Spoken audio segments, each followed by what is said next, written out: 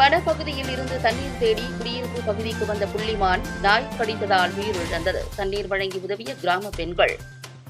பாப்பிரெட்டிப்பட்டி அண்ணாநகர் பகுதியில் சேர்வராயன் வடக்கு வனப்பகுதி அமைந்துள்ளது.